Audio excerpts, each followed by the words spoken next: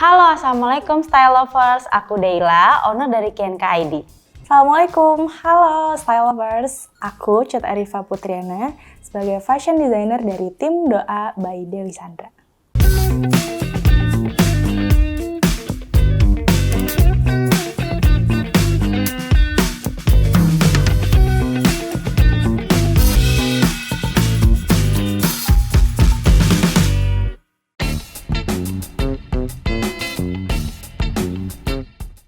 Kalau untuk gamis, jadi tuh memang kayak tadi aku bilang ya, printing tuh masih memegang kuat sekali untuk fashion hijab atau mungkin modest. Nah 2023 itu aku prediksi bakal lebih hype dibanding gamis polos, jadi gamis print. Nah untuk gamis print ini memang orang tuh lebih banyak fokus ke motifnya. Jadi untuk modelnya itu yang 2023 akan booming itu menurut aku justru yang kayak tadi aku bilang, basic nih kayaknya akan booming di 2023. Jadi ya untuk gamis basic tapi dengan motif yang lebih menonjol. Untuk cutting-cuttingnya sih kalau basic tuh aku kategorikannya untuk bagian bodinya itu nggak banyak rempel tapi lebih fokus ke tangan, ke kombinasi antara motif. Mungkin dia bentuknya memang lurus aja gitu ya gamisnya, tapi pattern antara tangan sama detail mungkin manset dia berbeda. Orang lebih akan suka sepertinya di 2023 itu ke situ.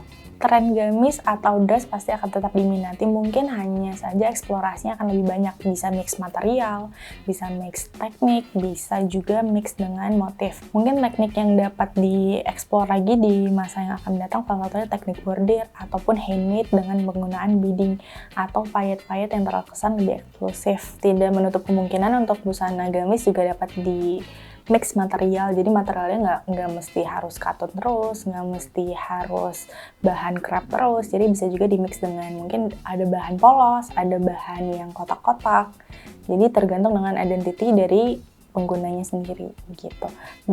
Untuk pemanisnya juga bisa banget ditambah dengan teknik bordir, mungkin di bagian bawahnya sebagai border atau mungkin di bagian kantong ditambah dengan bahan brokat, atau bisa juga di bagian ujung lengan ditambah dengan handmade atau beading, jadi kesannya itu tidak terlalu basic.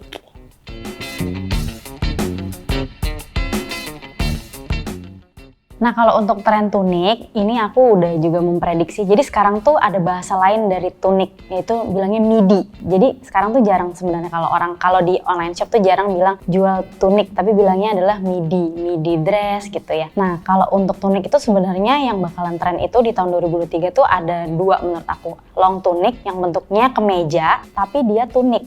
Jadi ada juga tunik blus. Nah ini kita bisa kategorikan jadi dua tunik yang akan hype di 2023, karena kalau aku lihat tuh semakin kesini orang tuh suka style yang lebih simple. Jadi memang long tunic menurut aku akan memegang yang utama. Long tunic itu seperti kemeja tapi panjang, mungkin dengan belahan di kanan kirinya, jadi lebih casual.